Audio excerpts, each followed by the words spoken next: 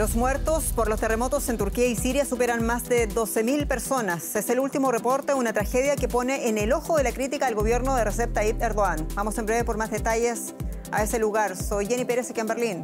Destacamos una carrera contra el tiempo para rescatar a los sobrevivientes del terremoto. Los equipos internacionales se unen a los rescatistas turcos para llegar a las víctimas atrapadas entre los escombros. Paralelamente continúan las labores de búsqueda en Siria y la sepultura de las miles de víctimas. Organizaciones civiles llaman a abrir corredores de ayuda internacional urgente a una región ya devastada por la guerra civil. Y en su primer viaje a Europa, Volodymyr Zelensky realiza 2 paradas, Londres y París. Su gran objetivo es lograr una ampliación de las ayudas militares a su país. Se lo contamos.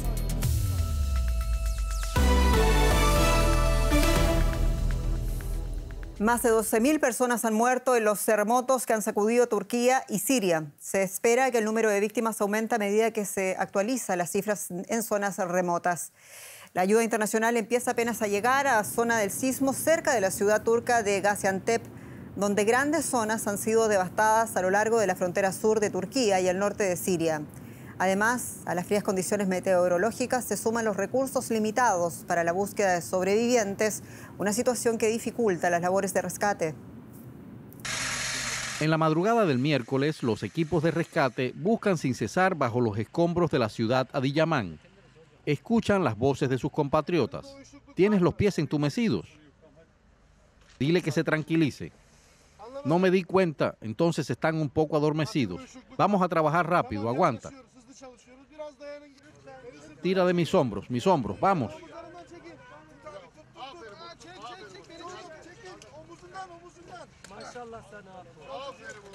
Muhammed, de 3 años, y su madre, Fatma, fueron finalmente rescatados. En Kahramanmaraş, una ciudad situada a pocos kilómetros del epicentro del sismo, otro pequeño fue liberado. Arif llevaba 43 horas bajo los escombros. Jugamos al escondite, ¿vale? Todo irá bien, todo estará bien, lo vamos a superar.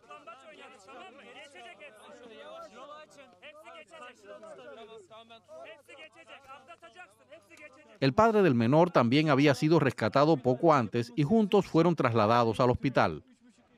Algunos de los sobrevivientes han sido trasladados en avión a Estambul para recibir asistencia médica. Pero se teme que miles de personas sigan atrapadas bajo los escombros. A pesar del frío, los equipos de rescate siguen cavando y buscando heridos. Aunque solo sea con la esperanza de salvar cuantas más vidas mejor, los rescatistas no dejan de rastrear cualquier señal de vida. Y tenemos con nosotros al periodista Miquel Ayestarán con la noticia en una de las ciudades además afectadas por el terremoto, la ciudad de Adana, Turquía. Miquel, te saludo y bueno, ¿cuál es la situación donde te encuentras? ¿Qué te ha tocado ver? Bueno, la verdad es que estamos en ese momento de trabajo contra el reloj de los equipos de rescate porque se acaba ese plazo probable y para encontrar personas con vida bajo los escombros y los familiares empiezan a darse cuenta de que sus seres queridos han muerto bajo esos escombros. Es un momento de duelo y el trabajo de los rescatadores, como hemos podido ver aquí en Adana y sobre todo en el día de hoy, que lo hemos pasado en Antioquía, es muy complicado y se desarrolla bajo esa mirada desesperada de familias y amigos. En Antioquía, por ejemplo, lo que me ha llamado la atención es que a diferencia de Adana y otros lugares no se ven apenas equipos internacionales. Los turcos son quienes están liderando las labores de rescate y hay un auténtico ejército de voluntarios, voluntarios muy jóvenes llegados de todo el país, equipos de psicólogos, cocineros, gente que viene a limpiar, gente que acude a hacer cualquier tipo de ayuda que sea necesaria en estos momentos, ¿no? Además, es impresionante ver cómo van edificio por edificio intentando escuchar voces de personas pidiendo auxilio. Y es que la verdad es que en Antioquía la situación es muy, muy, muy complicada. Y en medio de todo esto, Miquel, el presidente Erdogan ha rechazado una serie de críticas de quienes aseguran que en las primeras 48 horas tras la tragedia su gobierno estuvo absolutamente ausente. En tu opinión, ¿cómo está lidiando el Estado turco con esta catástrofe? Bueno, esas críticas, por ejemplo, llegan de lugares como Antioquía, donde hemos estado hoy, donde un periodista local nos decía que hay que tener en cuenta que era un lugar formado por diferentes minorías étnicas y confesionales y que ese no era la prioridad para un gobierno islamista. Eso es lo que decía pues con mucha rabia, ¿no? Ellos piensan que les han dejado para el final y que por eso precisamente los equipos internacionales todavía no han llegado, ¿no? La verdad es que hay que tener en cuenta que yo no creo que haya un gobierno en el mundo que esté preparado para hacer frente a una crisis de esta magnitud. Estamos hablando de uno de los terremotos más grandes que se recuerdan en las últimas décadas y ha afectado una zona muy amplia, ¿no? Por lo que Turquía, que es un país que tiene amplia experiencia, la verdad es que pidió inmediatamente ayuda y está intentando hacer frente, pero es una gestión realmente complicada. Coincidiendo con este mensaje de Erdogan, ha llegado también una decisión del gobierno que ha sido la de censurar, la de cortar Twitter y Facebook en todo el país. Claro, hemos perdido la conexión con Miquel y mientras tanto queremos abordar este tema también desde un punto de vista distinto, porque cada minuto cuenta para las víctimas del terremoto y se necesitan equipos especializados en el rescate y en la búsqueda. De aquello conocen muy bien los brigadistas mexicanos, los llamados topos. Y tenemos con nosotros en directo de la Ciudad de México a quien ven al señor Iván Barrientos Salas, brigadista y topo mexicano de Tlatelolco. Iván, déjame tutearte y darte las gracias por recibirnos en estos momentos previos. Sabemos a que viajen a Turquía y esta es la primera pregunta. ¿Qué plan de trabajo tienen apenas llegar a la zona de desastre? Buenas tardes, gracias a tu auditorio. Sí, estamos preparándonos ya en detalles para la salida de una segunda, digamos, llegada de rescatistas mexicanos y el plan es llegar justamente a las zonas donde no haya todavía ayuda suficiente. Hay ya muchos rescatistas en camino, sin embargo, todavía falta bastante ayuda porque hay zonas en las que no se ha atendido justamente esta emergencia. Y decíamos, cada minuto cuenta para encontrar a posibles sobrevivientes. ¿Qué posibilidades reales quedan?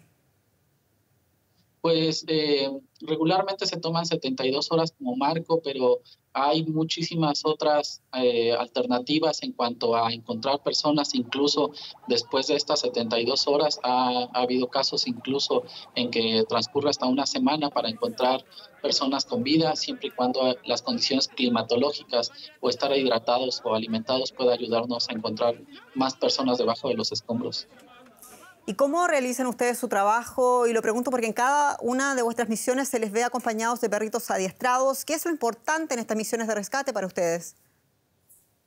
Sí, lo importante es justamente poder tener las facilidades justamente de autoridades, también encontrar las condiciones, a veces son adversas, y los perros de rescate nos ayudan justamente con su olfato o su oído para poder localizar a las víctimas, ya sea con conos de aire o con inclusive escuchas que pudieran tener los perros mayores capacidades para encontrar debajo de los escombros. Iván Barrientos Salas, muchas gracias por tu trabajo y por estos minutos antes de partir para conversar con Deutsche Welle. Mucha suerte. Gracias, nos encuentran en topos.mx. Muy bien, y seguimos, porque hacer llegar la ayuda a Siria es prácticamente imposible, ya lo decíamos. La zona de catástrofe está en el área controlada por grupos rebeldes opositores al régimen de Bashar al-Assad, pero es este último que reclama la soberanía sobre ese territorio. Y de hecho, ante los expertos de la ONU, el representante sirio advirtió de una posible violación a su territorio. La gran pregunta sigue siendo entonces, ¿cómo hacer llegar la ayuda a las víctimas de Siria? Siguen cavando entre los escombros de la ciudad siria de Harem, uno de los centenares de puntos azotados por el terremoto. Equipos de rescate usan a menudo sus propias manos o herramientas sencillas. Rafat es un lugareño frustrado por la falta de maquinaria de excavación. A ello se suma el agotamiento tras 2 días de trabajo sin pegar ojo. Necesitamos ayuda internacional. Ya estamos recibiendo algunos equipos. Tenemos martillos, pero ¿de qué nos sirven? Lo que realmente necesitamos es equipo pesado para rescatar a la gente que lleva 48 horas bajo los escombros. Hacen falta equipos adecuados para sacarla. Han llegado algunas excavadoras, pero no son suficientes a la vista de la magnitud de la destrucción. Cada hora que pasa, mengua la esperanza de encontrar sobrevivientes. Todo aquel que puede echa una mano. Otros piensan en cómo salir adelante. No tenemos ni ropa ni bienes. Estuvimos en la calle bajo la lluvia, sin calcetines ni nada. No tenemos a nadie con quien quedarnos. Mis hermanos murieron en Alepo. Rafat y el resto de voluntarios seguirán trabajando a contrarreloj para completar su misión. Cuando terminen, comenzará otra difícil tarea: reconstruir la aldea.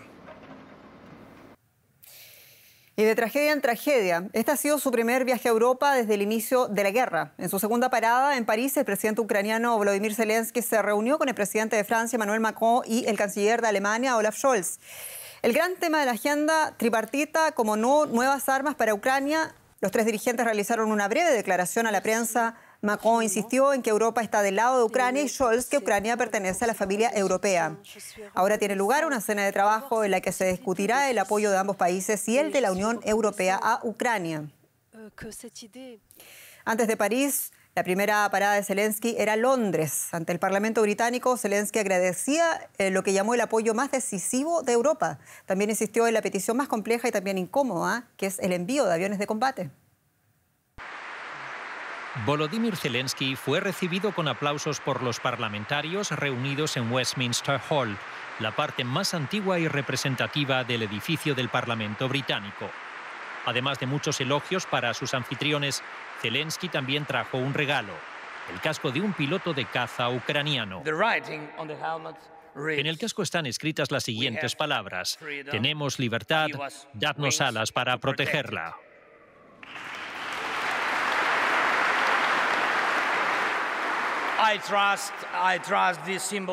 Confío que este símbolo nos ayude para nuestra próxima coalición, la coalición de los aviones.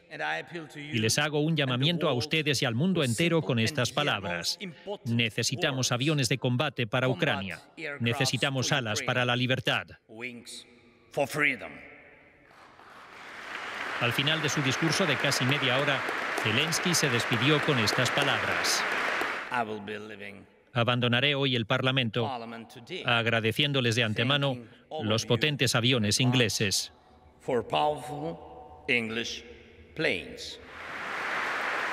El primer ministro británico, Rishi Sunak, no llega tan lejos, pero hace otras promesas en el Parlamento.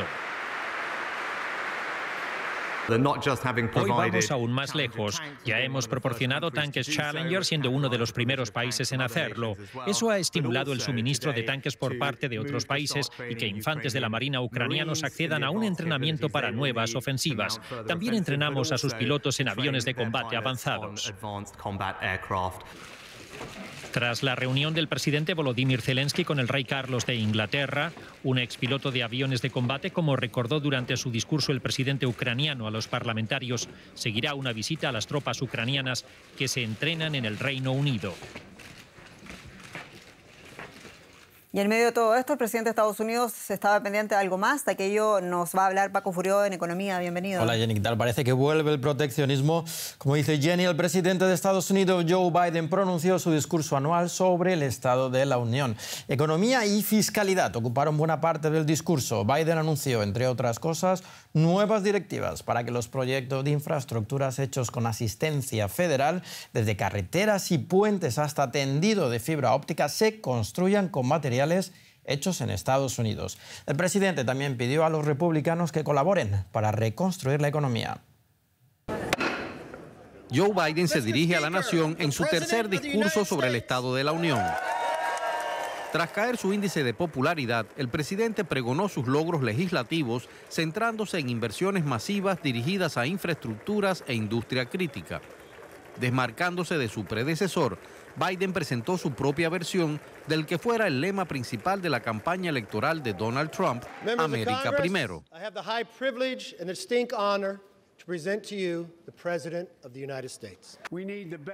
Necesitamos la mejor infraestructura del mundo. Solíamos ser el número 1 del mundo en infraestructura. Nos hundimos hasta el 13º puesto. Los Estados Unidos de América, 13º del mundo. Y cuando volvamos con estos proyectos me criticarán, pero no me importa. Vamos a comprar productos estadounidenses. Lo vamos a hacer. El proteccionismo económico corre el riesgo de dañar las alianzas internacionales que han cobrado importancia después de que Rusia invadiera Ucrania hace un año. Al borde de ese aniversario, Biden se dirigió directamente a la embajadora de Ucrania, prometiendo el apoyo militar continuado de Estados Unidos. Vamos a estar con ustedes todo el tiempo que sea necesario. Nuestra nación está trabajando por más libertad, más dignidad y más paz, no solo en Europa, sino en todo el mundo. También prometió hacer frente al desafío planteado por China. Antes de que yo llegara al cargo, se contaba que la República Popular China estaba aumentando su poder y que Estados Unidos estaba cayendo en el mundo. Ya no es así. Pronto Biden anunciará si tiene intención de presentarse a un segundo mandato a sus 80 años. Su propio partido no lo tiene muy claro. Aún así, nada impidió que recibiera un reconocimiento especial de la bancada demócrata al finalizar su discurso. Y con este panorama, la industria automovilística alemana está en guardia ante lo que ha calificado como espiral de proteccionismo por parte de Estados Unidos. Una situación motivada por el viaje de 3 días a Washington del ministro de Economía alemán Robert Habeck. Allí se reunió con el secretario de Estado estadounidense Anthony Blinken y otros oficiales para dialogar sobre la ley de reducción de la inflación.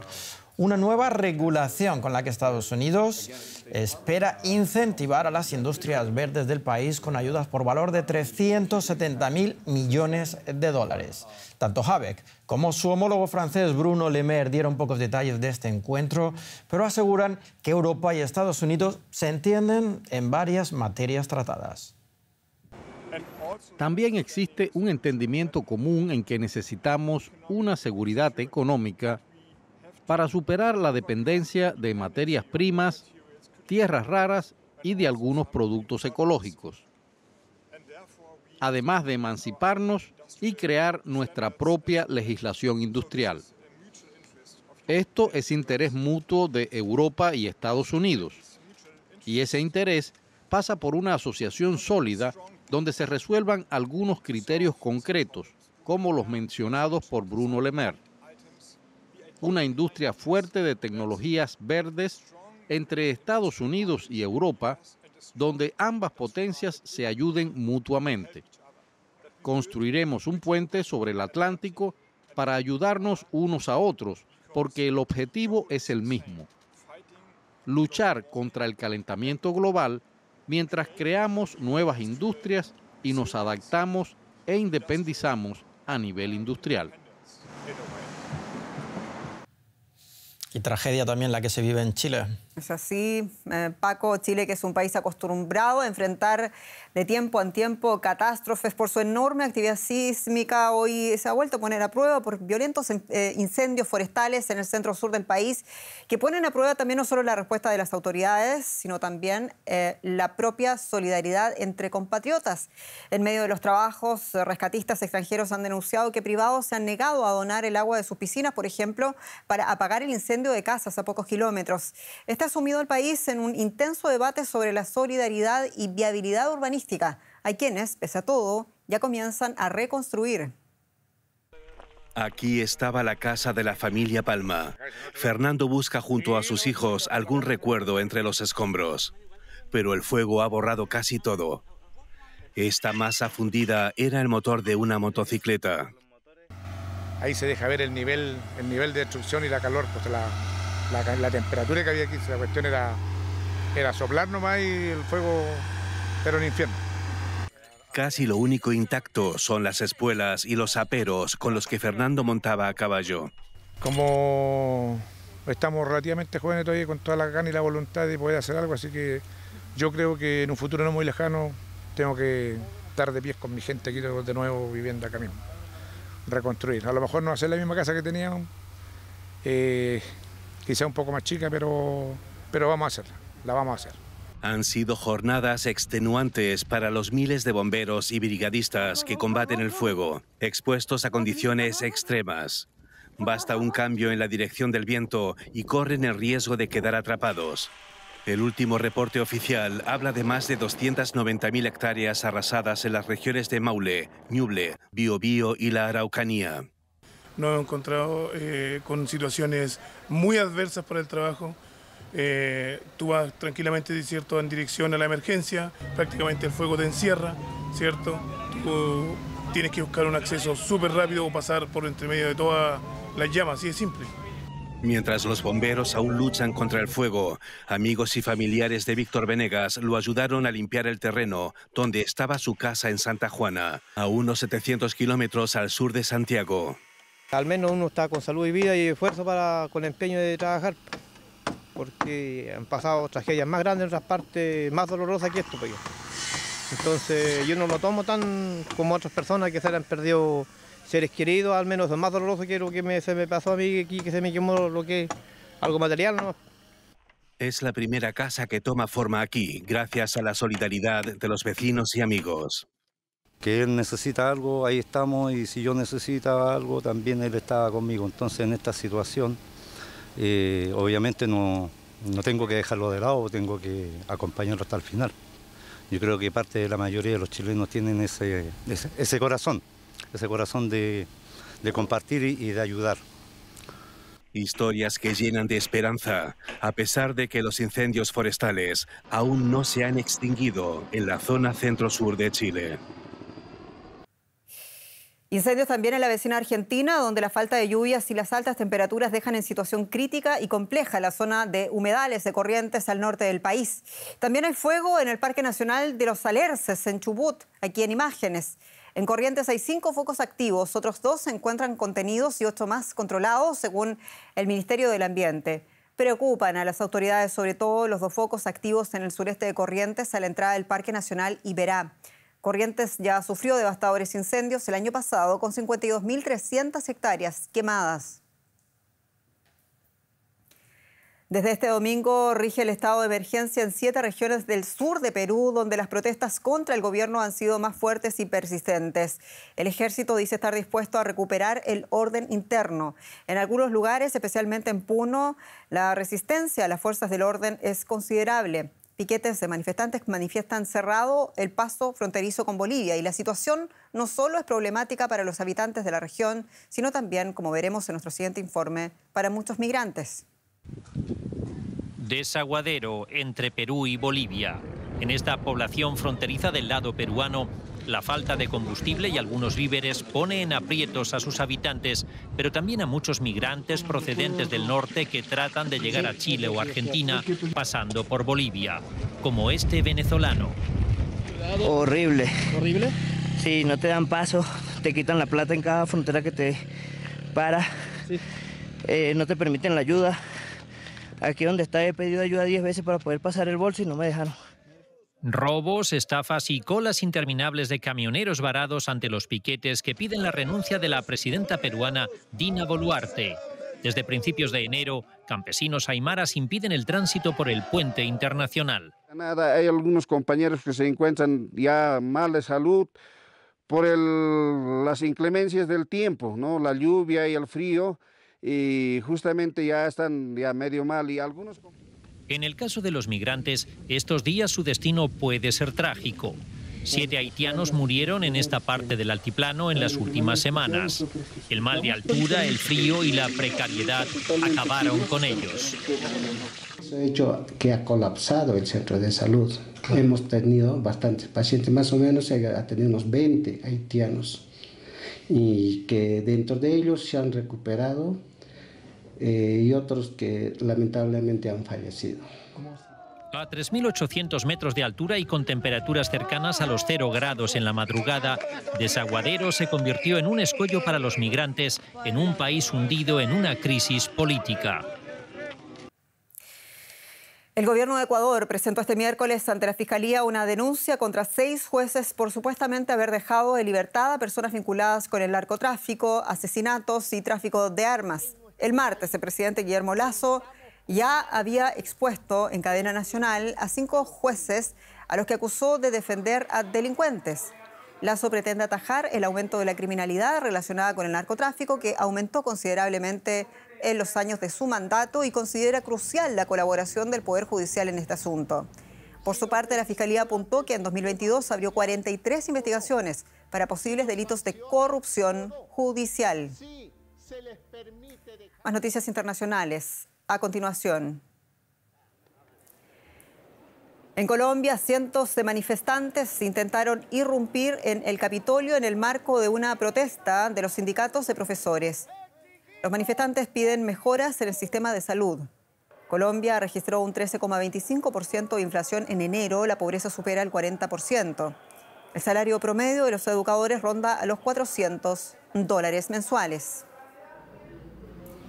Las autoridades guatemaltecas de migración recibieron este martes a 98 menores no acompañados deportados por México.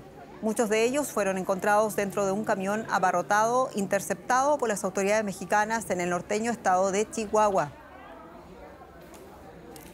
Y solo tiempo para despedirnos y agradecerles su sintonía. Soy Jenny Pérez, esto es Deutsche Welle para ustedes en directo desde Berlín y en español. Hasta pronto.